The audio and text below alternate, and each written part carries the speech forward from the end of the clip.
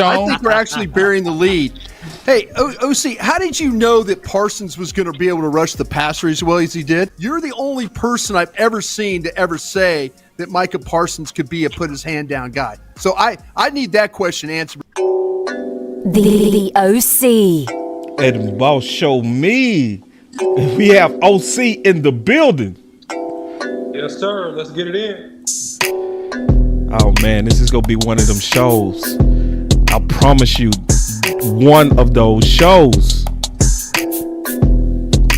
Let's go. Like, we must have got a guard. That's the only thing that would have made him do that. That's it. He know. No, he know. Cause he been watching Twitter, man.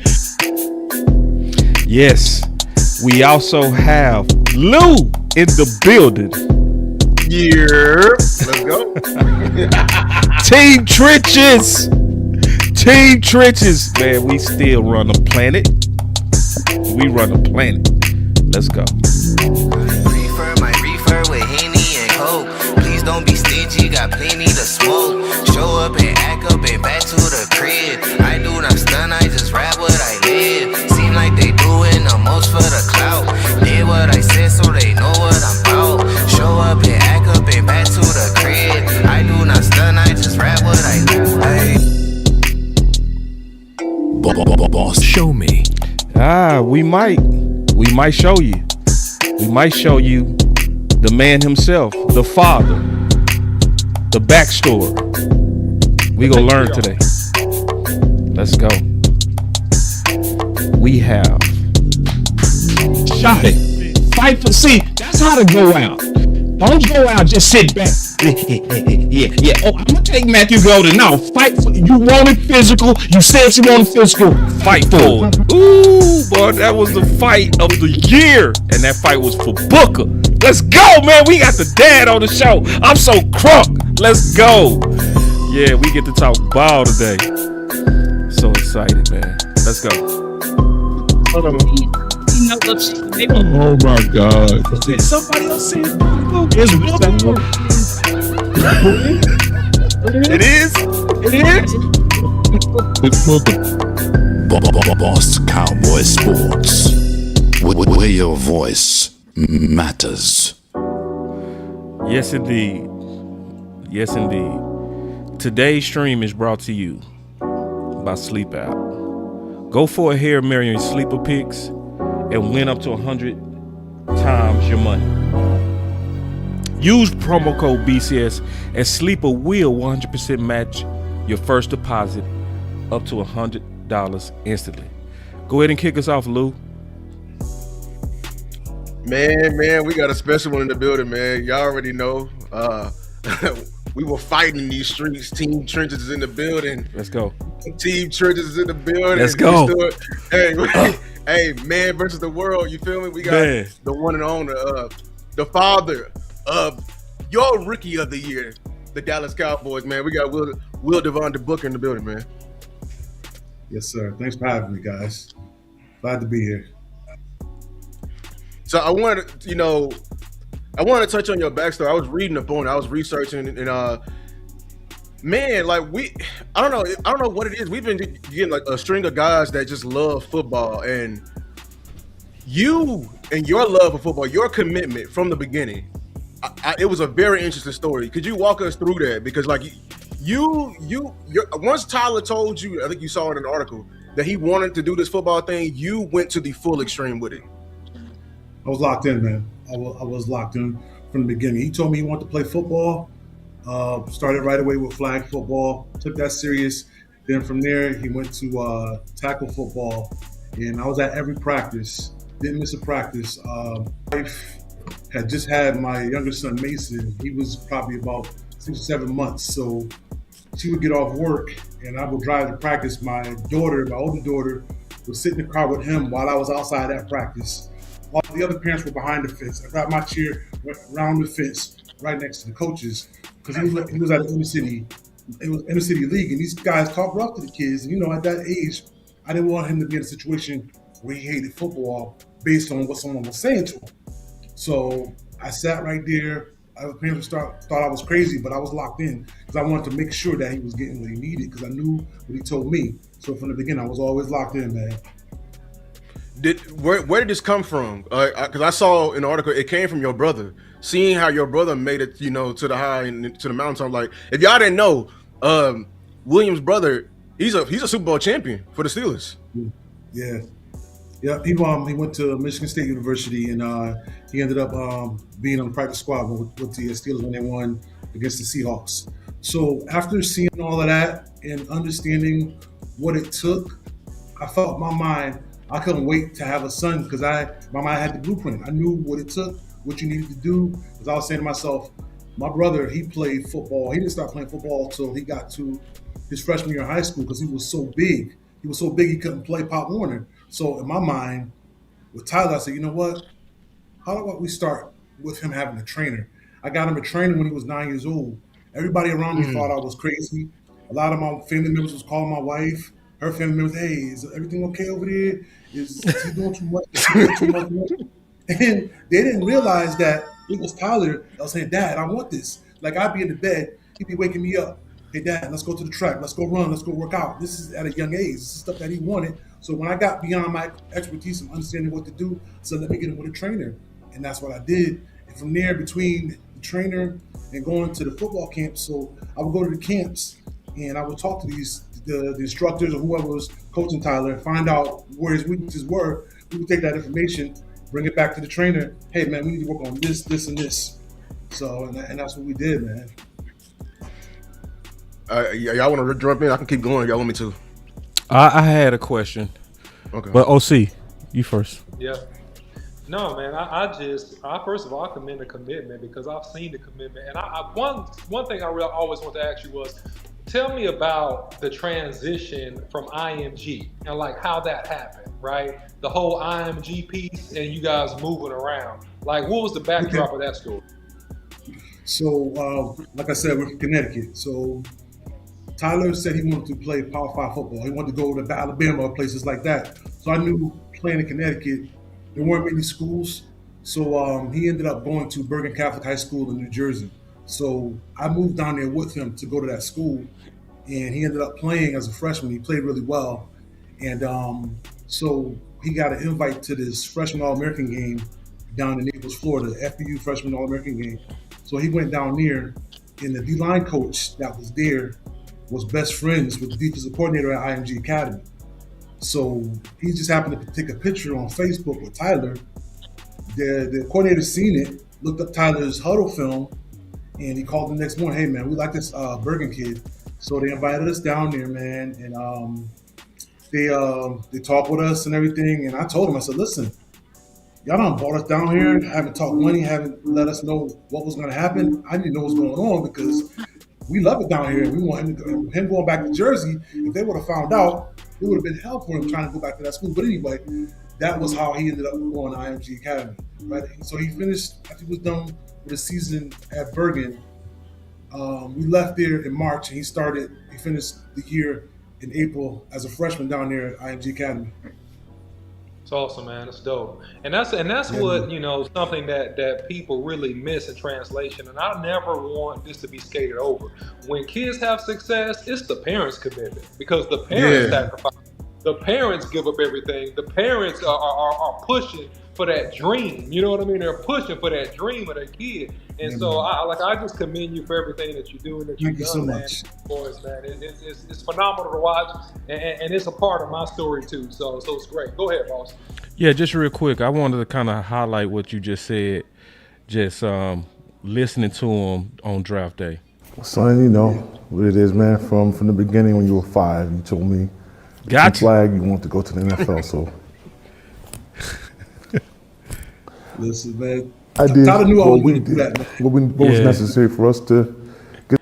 The reason why I wanted to show that because the OC's a father, I'm a father, Lou's a father, and like the OC said, I was just wondering what was going through your mind, just the memories and the hard days, like catch us up to that because see, people see the tears, but they don't know what's behind that. Can you break that down? Listen, man, as we were just talking about him going to Bergen Catholic, so I moved down there with him, and my family was still back home. So his deal was, Dad, if I go to the school, I want to go home every weekend. So every weekend, he got to come home and see his mom and sister and his brother. And while I was down there with him, I worked at this job, and man, I hated that job. But I knew what I was there for, and everybody hated me because I made a little bit more money than everybody else because I got a connection with school to get me the job. And the supervisor told everybody how much money I made. So it was just a struggle to go there every day. I didn't care. It didn't bother me none because I knew I was locked in doing what I had to do for my son. But yeah, man, just going through that, going back and forth. I remember one time we was getting on the train going back to Connecticut. It's like, Dad, man, this is a lot, Dad. I said, listen, son, trust me. I'm saying this. Son, if you don't trust anything, please trust me. This is all gonna pay off, man. You promise me, pay off. So just going back and forth, and then once the IMG thing came into play, man, once he got down there every other day, Dad wants to offer me. So I was like remembering that moment and then having him down there. It was like, man, it was worth it all, man. Real quick, let me jump in with one more question too, because I heard him say something. I want to ask you this as a dad, somebody that was there with him the whole time developing him. I got this clip of him. Let's talk about it. You in the run game was what jumped out on the film, your raw power, athleticism. Talk about what was the key that helped you develop that part of your game in run blocking. I feel like that starts from me playing defensive line at such a young age, just having that attack mindset and really just changing it to the offensive side of the ball, but okay, go attack. So that's where it stems from, and then just Terrence and I focusing on our double teams all week through practice, and just knowing that in order to have the outcome that we wanted to have, which we didn't end up getting, we were gonna have to run the ball. So that was a focus for me, and I was able to make some solid blocks, but still have to do more in order to help my team. So my question is, especially you being there with him through it all, right? So you was there through it all, and he credited him starting off on defense, giving him that attack style on offense. And you have another son that you know right now, even working with the OC. Like, do you consider cross training sometimes, having them involved in multiple sports and stuff like that, to kind of get that attack style that we saw in your eldest son, Tyler? Well, when you say cross sports, you mean different sports? You mean just football? Or just any kind of cross training, because he credited that attack style that he has on offense, he credited it to playing defense first. Yeah. So Tyler always wanted to play football. And when I tried to involve him in other sports, man, it didn't stick. He wanted to lock in with football. But it's funny because from the beginning, I thought he was going to be a D lineman. Like, we trained, all his training was locked in on the D lineman, and he would naturally just play offensive line because he was one of the bigger guys on the team. So when he got to IMG, it was time to make the switch. Even when they recruited him, it was like, yeah, we like you at D line, but we think you'll be a better offensive lineman. And but they still, he started playing D line up until even in the spring. He did well. About 3 weeks before the season, the right tackle sprained his ankle. Tyler jumped in, and that's when, after that season, everything just blew up on offense. He went to the Under Armour camps. He would get the defensive awards. They were like, hey, man, you look good on defense, but your ceiling is crazy on offense. So we all made a decision, prayed about it, and he ended up going on the opposite side of the ball. Did I answer your question? Yeah, you did. And I know I'm hogging now. Guys, forgive me. Just real quick. So, Will, this is something I want to ask you for the people that have aspirations, right? They got dreams and goals, and they were like you. They're trying to bring their kids up. They're trying to actually make something out of their kid, right? Tell me about IMG. Like, what happened with the recruiting process, and then what happened on the choice to go to Bama, and like, what was the whole thought process behind that? Okay, so when Tyler was younger, we always used to go to the Bama camps from from 10 to 14. Yeah, like 5 years in a row. I saw like 5 years in a row. Yeah. So going to those camps, he would like Bama, but once he started to get recruiting, he started to go to other schools and kind of figure things out. But believe it or not, Georgia was the choice. Our family was locked in. We thought Georgia was going to be the place. Coach Smart started recruiting him as at the end of his freshman year when he got the IMG. So he was always locked in with Tyler from the beginning. The official visit was great. Everything was great. And then Bama came in, I won't say the last minute because they started calling recruiting. We went on a home visit. I mean, the official visit, he said, Dad, I think Bama's the place. I'm like, what you mean? I was like, okay. He said, I want to commit now. I said, no, we're not committing now. I said, we done created the video. Sports Illustrated came in and did the video for him and everything. I'm like, nah, relax. I said, we're going to go home. We're going to give it a week. And then we'll talk as a family, pray about it. And if you still feel the same way, that's what we're going to do. But like, that was one of the hardest calls because we were all sitting in the room with him when he was calling each school, letting them know that he wouldn't be coming there. And when he called Georgia, man, that was tough, man, because we built such great relationships there, but we just felt like Bama was the place for him, man. So I was going to ride with whatever he said, unless he was talking about something on the West Coast. Outside of that, I was going to support him.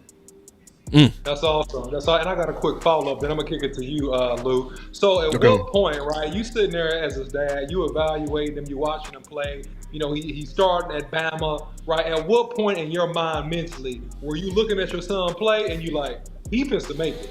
This boy's gonna make it. When did you hit that point in your mind where like you just knew that you knew that you knew? Well, I knew once he got to Bama. And he was starting to have the impacts to where you had two guards, the left and right guard. Those guys were starters. Tyler was a freshman, and he was pushing both those guys for time. So I knew then, wow, this is like you just don't come to them. And Coach Saban don't just plug and play with the offensive line. But Tyler, one half of the game he's playing left guard, the other half he's playing right guard. I'm like, oh wow. And just his attention to detail and his focus and the stuff that I would hear the coaches say about him. And how he handled his business when he was there. And I credit a lot of that too, also to him going IMG because he was mentally focused. So now you have a kid that's been away from home since he was 14. So it was like a seamless transition to go there to focus on getting time to play. And also, I asked him, I said, son, how did you do this, man? He said, Dad, I prepared myself like I was always going to be a starter. I always prepared myself like I was going to play. That's awesome, man. That's awesome. So him being in that highly competitive 5-star environment at IMG was just a bridge for him going to another 5-star environment. So he was like a fish in water. He was used to the protocol, used to the intensity, all that. That's awesome, man. And that's a big note for parents, man. When you're making decisions about your kids and what you want to do with them, hey, man, consider those things. Yeah. And I want to dig into a couple of questions. This one is directly to you from somebody. They do super chats on these channels where they give monetary donations to get highlighted. And he dropped $10 for your coach. And he said, being a high school coach, how should I deal with fathers that try to push daddy ball on our coaches? That's to you, William. So for me, what I always tell parents, man, listen, when you're playing youth football, you just, at that point, the kids are learning the game. Like most of those kids that are the superstar running backs, once size really hit, you really figure out what you're going to do. You probably going to play running back. Those guys that were playing linemen end up getting thrown to the D-backs once they get to high school. So positions change. So lock in to your program. Whatever you have for your son, continue to let him train. Continue to go do those things because if it's in him, it's going to come out. It may not come out in that program where they're playing daddy ball. Don't go down there trying to fight the coaches, going all crazy. Listen, because what's for your son is for your son. You put the work in, y'all making those sacrifices, it's going to see its way through. And real quick, I want to also piggyback on that question from the OC and just give some insight because obviously having a 9-year-old with personal training, that's major foresight. That's also major vision, right? So that tells me you've been also like very hands-on in developing him. Give us insight to when we developing our kids or picking trainers when you have a mountain of guys that's gonna come to you and make promises and say, I can take your son to the NFL. Walk us through picking that from 9 and getting better to where you're doing it now and just kind of consulting with your son. Okay, so when we went to the trainer, the gentleman's name is Frank Guido. He does breakout athletes up in Connecticut. So when we went to him, Tyler loved him, and I would be there for every training. And it was a good fit. He pushed Tyler when he knew he needed to push him, and Tyler could take the strong language, whatever it was he had to say to him, because he wanted it so bad. So just the big part of all of this, these kids have to want it for themselves as well. That's a huge part because dad could do it. But for me, this was one of the easiest things I've ever had to do as being a dad because he wanted it so bad. Like as a kid, he always wanted to train. I remember when he was in middle school, Tyler went to a school 40 minutes from where we lived. So this dude had to get up at 5 o'clock in the morning, be at the shuttle by 6 a.m., go to school, getting out of school. He's called to me. He said, "Dad, did you set up my workout?" So my wife picks him up in Fairfield at the shuttle, driving all the way another 40 minutes away from where we live to take him to his training. So that's how Tyler's days would go. And that's him calling me, making sure his trainings was locked in. So it's like, and I feel like with parents, your kids could become whatever you want them to become, but it's important to mold them early and lock in. It was around them. When he went to my mom's house, he seen the Michigan State Steeler helmets. He seen that stuff. I watch football all the time. So it was in him. It's naturally happened. It just so happened when he said he wanted to play, man, that just made my heart proud. It was just easy for me to do. But parents, it's really important that your kid wants it too, because he has to want it as bad as you, because if you don't, it's almost a waste of time. Appreciate it. I want to. You highlighted some like in the college years how Georgia was the early pick. When Nick Saban retired, I know phone calls was raining on y'all. You know what I'm saying? And I think I saw an article that Georgia came back around. What made y'all stay and can be committed and have loyalty to Alabama even after the guy recruited you and the guy who had your back and Nick Saban was gone? Listen, I was really disappointed when it happened, but I understood. But so the funny thing is, I got a text from Tyler. He's leaving, and I knew exactly who he was talking about when he said it. So when he texted me that, he was in a meeting with Coach Saban. So me, my wife, myself, my son Mason, and my daughter Jill, we're all sitting in the room, already talking about where Tyler ended up next. Georgia, that's the place. So we got on the phone with him. So what you doing, son? He was like, "What you mean what I'm doing?" He said, "I'm staying here." I said, "I put my blood, sweat, and tears into this place. It puts a legacy here. I ain't going nowhere." I'm like, yeah. Love it. Ooh. And see, Michael Irvin was talking about that, like how these balls will be quick to transfer. You know what I mean? It's like, he said, "I put my blood." The money thing is great to make a lot of money, but development is also important. Because you're going into a new situation, you don't know who the O-line coach is going to be, or whatever position you're going to. Things that you were locked in, you were comfortable, you're playing well at your current school, and you're going somewhere for more money. So now you're making this money, but you're lacking on the development part. Right. I did have another question that I know the people that follow all our channels going to want to talk about. And that's the improved confidence of Tyler Booker. Because I'm watching him, his confidence, his last year at Bama, he was bullying everything. When we saw that film, boy, I said, "Hey, man, bully." I start seeing that bully at the end of the season. It was almost like he put his toe in the water. I'm keeping it all the way real. I ain't gonna never lie to you. It's like he put it, but it's like his foot was in the water. Let me play this clip and we gonna talk about it. But where I feel like I've improved the most is definitely my confidence. It's just something about time. Like Rome wasn't built in a day, and I didn't expect to be a finished product by my first game. But something I have noticed, like the better I've played, is because the more confident I am within. Yeah, and I see that. I want to, as a dad, what other level are we getting ready to see? Oh man, it's I can't wait. I can't wait to trade the kid. Me too. You too. Woo! Because Tyler's he likes to go in, look at his surroundings, figure out everything, and once he locks in, oh man, I can't wait till August, man. Yeah. Hey man. Yeah, because go ahead. I'm sorry. Tyler works. he worked so hard, man. He worked so hard, man. During the season, he was at the building more than he was at home. So anything he needed to do, needed to be done. I took care of it. 'Cause, bro, you had to play football. Whatever you need, I got you, son. So he was focused on just what he needed to do to become a better football player. Even when he got hurt, man, he was going through those treatments and stuff, man, making sure he was going to be able to be ready, get back sooner than they expected him to be back, man. It was just locked in, man. I ain't gonna lie.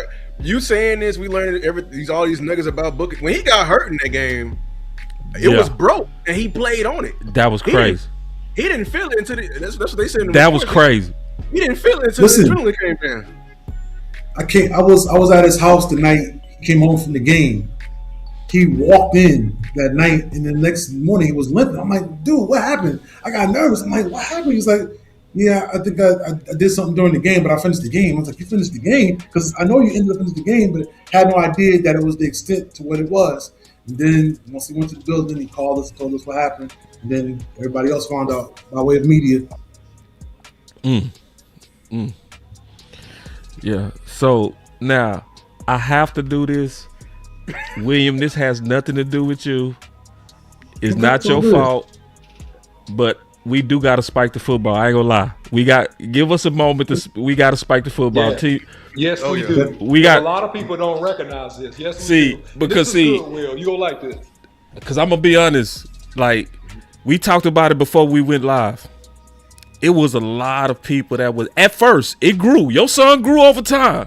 Like, but the main three for sure that was fighting was us three for sure. For sure. I want to show you a couple of clips just of the fights that was out here real quick. Check this out. You take Tyler Booker round that one. Damn Tyler Booker. Like, you taking him 10 times out of 10. Oh, 10 man. Yeah, I'm still standing by Booker. I don't care if it's G fam, Slim fam, turkey bacon, or spam. Booker at 12. Yeah. Booker. Let's go. I want to hear about this dude on my. That film is above all, man. I really love Tyler Booker's film. Why not wait till the second round? Because I'm going Booker. I care about my quarterback. Booker is that much better than the second best guard. Too much. But the 12 pick, who I've been preaching, is Tyler Booker. Don't get me riled up. Number one, I think is a home run is Tyler Booker, because Booker embodies what I think Shotty is trying. Facts. I thought definitively he had the best film out of everybody in that draft. Everybody. I don't hear about no damn Tyler Booker no more. I'm gonna tag you in, and no, you go ahead and whip them on C, because this is too easy for me. Go ahead. Talking about offensive linemen and the value of these guys, the last several picks, the OC, your boy hit.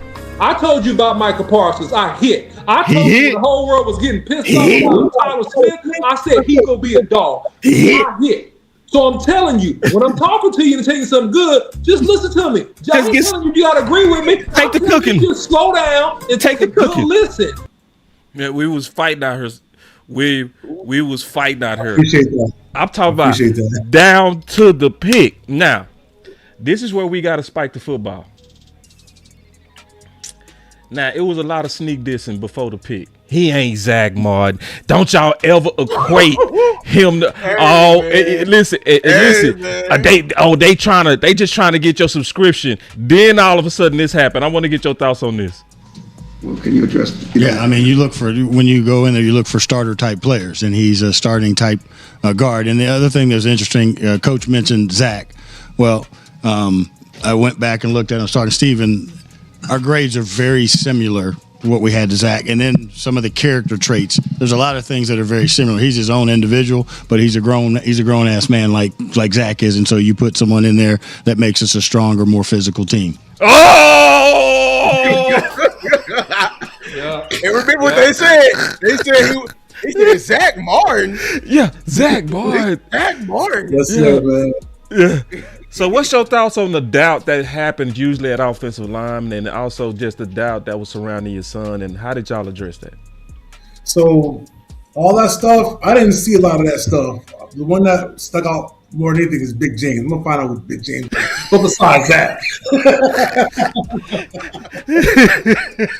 no, I seen all the stuff. Because, as a dad, you go and look, you're trying to see what people are saying, good, bad, ugly. You're always gonna hear it, you're always gonna see it. So I went and looked at it, and it was pissing me off. I ain't gonna lie. Yeah. But I knew who my son was, and it was like I wouldn't say nothing to him about any of that stuff. Right. I wanted him to focus on what he needed to focus on.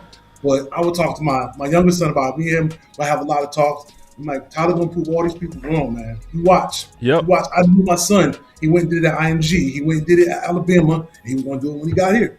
So I wasn't, not to be cocky or anything, but I knew Tyler was gonna get out there and do what he did, man, because that's just the kind of person, like the way Tyler, I don't know if any of you guys met Tyler. I met him. So in meeting him, he's real laid back, it's just something, the switch, when that switch hits, when he gets on the field, it's a completely different kid, man. I met him in Frisco training camp. Okay. And then the OC, he trained your youngest son a couple of times. So, and I'm pretty sure you met him too, OC, right? Yeah, I met him, man, but I didn't have to meet him, man. I watched the tape of him. I watched 12 games of him play at Bama. I didn't need to talk to the man. All the talking happened when I watched the tape. Right. And that's why I stood on top of the table and was like, it was this easy. dude is the best. I didn't say he's the best guard. He was the best offensive lineman in the draft. Right. And go back and look at this season and the rookies that played. Name me a rookie that played better than Tyler Booker. Go. You A can't. rookie offensive lineman that played better. The only guy, and I'm gonna give you one because I'm fair about it. The only guy that you can compare him to in terms of how well he played will be a Will Campbell for the New England Patriots. That would be the only person. He was a top 5 dude.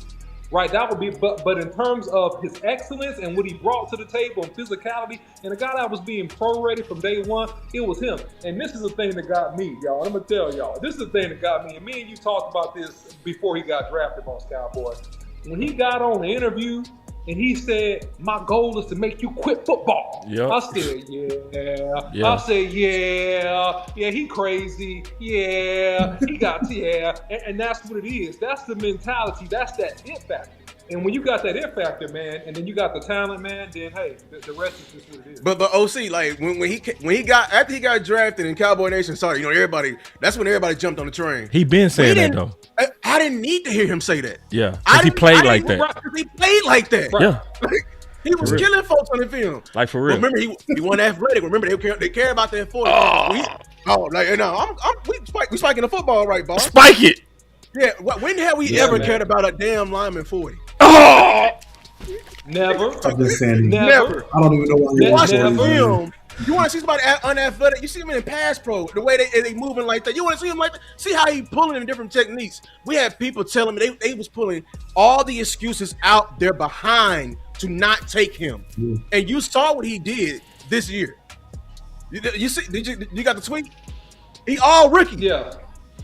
I heard people say he had a better rookie season than Zach. Yeah. Better rookie season than Zach Martin. Take L's. And look, people in this space don't know how to take an L, right? Here's the thing about this channel. What I love about Boss Cowboy, I've been doing Boss Cowboy for half my life, right? Is that he's honest when he's wrong, and he takes credit when he's right, right? Boy. It's like, hey, I missed something, I was wrong. Yeah. But on this, man, it's like, no, take your L, say that you missed it. It's like when you see, and this is offensive line talk, what I'm about to do just for a second. When you see somebody hit somebody on contact, and then you see that defender's leg crumble, right? You see his leg buckle. When he get hit, then you know that you're dealing with a superior dude that got a lot of power. And this was similar to, but different from what we saw a couple years ago with Tyler Smith, balls. Remember that? Mm-hmm. I said, look, Tyler Smith is a grown man. Yeah. He got back-breaking. Back-breaking. I ain't gonna never forget you said that. Back-breaking. And I said, okay. And when I saw Booker, when I saw Tyler, I said, okay, he's another dude. That's another one. He got that. And he gonna get better. Yep. That's what's scary. Is he gonna get better, dog? Yeah, this is rookie year streak. Nah, that's what's scary. Yeah, man. Is bro, year 2, year 3. See this. See, I told you, William. I told you we was gonna spike the football. We didn't mean to take off. We didn't mean to take off like this, but no, it's all good. I love it because after seeing all that stuff, you got to be able to support him and say that because I can't say it. Yeah. But to have y'all say yeah. me, I appreciate that because a lot of people signing off Even some of the folks from ESPN, one hand, oh, he's the best guy in the draft, and when he got drafted, oh, I can't believe they took him. Right, Why did do that? they switched. Same guy. Same guy switched. He get drafted. Oh, but that was the worst. That was the worst by the Cowboys. Yeah. I'm glad that I'm supporting. Appreciate that. Yeah, and I'm happy Cowboy Nation flipped too. You know. Yeah. They did flip. And it's the history of Cowboy Nation. We booed Zach Martin. We booed Tyler Smith. We booed Tyron Smith. It's we not really good at offensive line. Like I'm just it's like they can be right there in your face. Like that's Zach Martin part 2, y'all. You just love 10 years of Zach Martin. Anyway.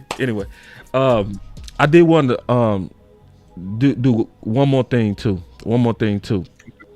Just talk about the future. So I do feel like I saw more confidence what do you see as a dad going into year 2, year 3 for your son?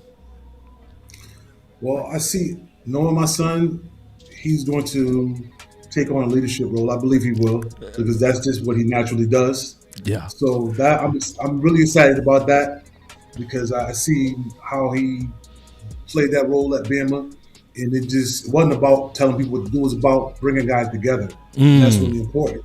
So that's what I'm excited about, and just, of course, him continuing to improve and get better. Damn, I see that too. I definitely see that. I see him. I see that more vocal between year 2 and 3. He gonna be way more vocal. Did y'all have anything else? I just want to ask, this is a question for the panel.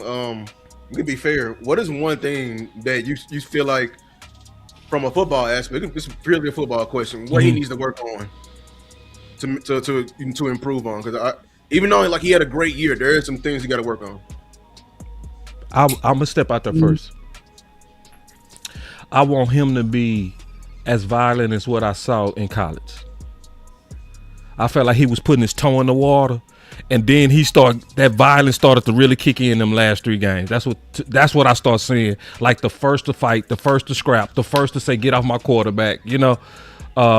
Like he looked like he was grown Booker by the end of the season. I want to see some real nastier finishes, because that's what I expect out of him. Go see. Oh man, I'm gonna save I'll save my feedback for Tyler, man. So I ain't gonna load that here. I'm gonna there you go. Talk to him at some point. I'm gonna save my feedback personally. That's smart. I think he did a fantastic job, and I think that you definitely improve it. And this is what people say, right? That kind of study football and like look at the NFL. That most players, their biggest jump is from year 1 to year 2. Yeah. So that first off season is like super important. But yeah, it's a few things, man. But I'll get a chance to talk to him and I'll catch up with that. I'll go. Be honest with you. One thing I saw with him, I told people, he won a lot with his strength, and I think he relied on it too much. It could be a good thing and a bad thing. He was all balanced a lot. I can tell he was all balanced a lot. But, his strength saved him in a lot of things. I want him to get better at the hand fight.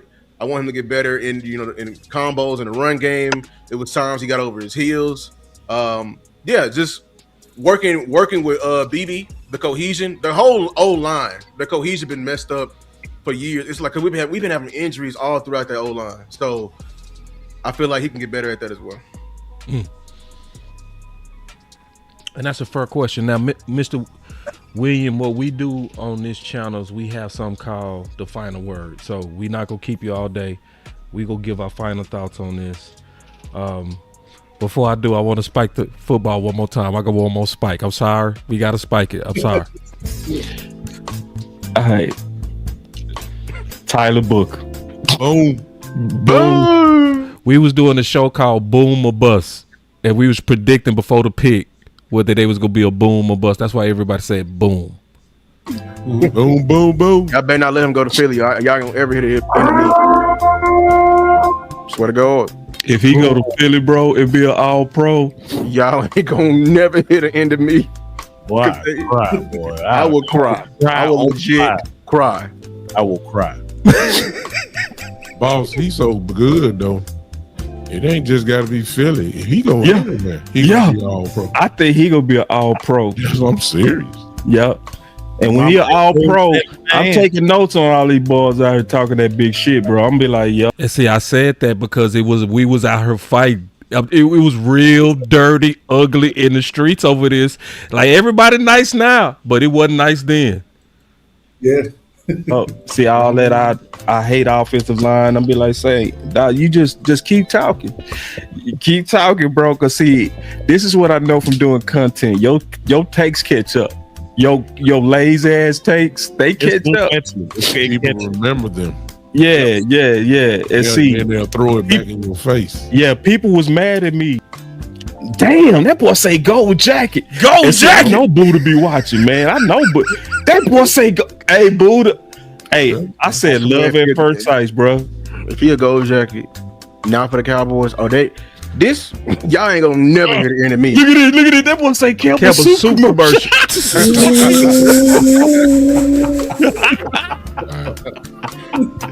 Hey, I'm telling you, I'm gonna have something to say to some people, but I'm gonna be like, say, bro, remember all that whole ass shit you. Excuse me.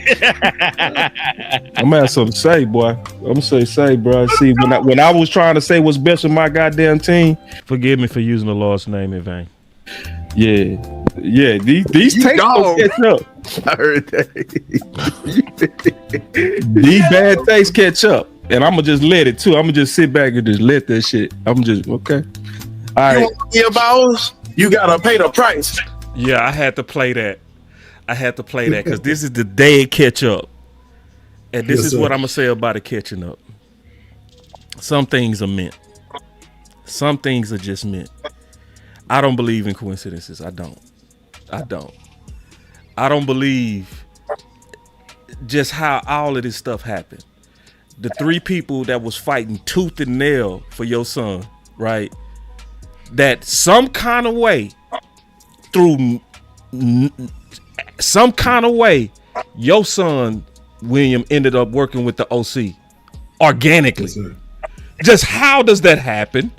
Then all of a sudden, Lou, all of a sudden get to know you, books you, right? I met your son in training camp. You know, it's like some things just felt meant. It's like, yeah, absolutely. It just felt meant. So my final word is this: Booker was absolutely meant. This is a day I'm glad that not only do we get to spike the football, the Dallas Cowboys get to spike the football because they got this one right. I'm excited about year 2 Booker. I can't wait to see the more vocal part of him. And I do believe all those predictions that people said on there is gonna happen. I do believe Gold Jacket go happen. I do believe Hall of Fame go happen. All Pro go happen. I believe all of that's gonna happen. And I think it's gonna go even higher. I think it's go high. You know what I think we go see? I think we go see him take over the offensive line room. That's what I think is next. I think it's gonna be him and Tyler Smith. They go take it over. Because what I like that he did this year, he kept his head down. He wasn't talking. He did it with his action. Next year, he get to talk. That's my final word. That's my final word.